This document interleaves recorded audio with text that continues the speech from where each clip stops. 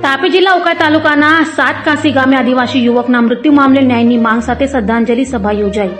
તાપી જિલ્લા ઉકાઈ તાલુકાના સાતકાસી ગામે તારીખ 21/3/2026 રોજ બનેલી દુઃખદ ઘટનાને પગલે આદિવાસી સમાજમાં રોષ ફેલાયો છે। ગામના એક આદિવાસી યુવકને ઢોરમાર મારવામાં આવતા તેનું દુર્ભાગ્યપૂર્ણ મોત નીપજ્યું હોવાનો આરોપ છે, જેમાં જંગલ ખાતાના કેટલાક અધિકારીઓ સંડોવાયેલા હોવાની ચર્ચા ચાલી રહી છે।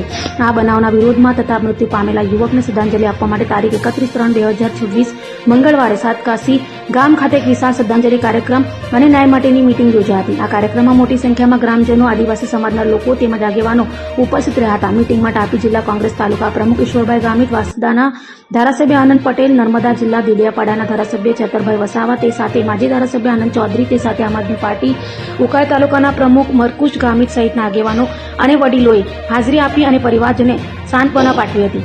આ આગેવાનોએ કડક શબ્દોમાં જણાવ્યું હતું કે આ બનાવમાં સંડોવાયેલા જંગલ ખાતાના અધિકારીઓ સામે તાત્કાલિક કાર્યવાહી કરીને તેમને સસ્પેન્ડ કરવામાં આવે। સાથે પોલીસ તંત્ર પણ આક્ષેપ કરવામાં આવ્યો કે હજુ સુધી ઘટનાની એફઆઈઆર નોંધાવવામાં આવી નથી। તે અત્યંત ગંભીર બાબત છે। મીટિંગ દરમિયાન ચેતવણી આપવામાં આવી હતી કે જો હવે આરોપીઓ સામે કાયદેસરની કાર્યવાહી કરવામાં નહીં આવે અને પીડિત પરિવારને ન્યાય નહીં મળે તો હજારો લોકો તારીખ 7 એપ્રિલ મંગળવારે સમગ્ર આદિવાસી સમાજ અને પરિવારજનો સાથે મળીને પોલીસ સ્ટેશનો ઘેરાવ કરવામાં આવશે। આ સમગ્ર વિસ્તારમાં ચિંતાનો વિષય બન્યો છે અને લોકોમાં ન્યાય માટે ભારે આક્રોશ જોવા મળી રહ્યો છે।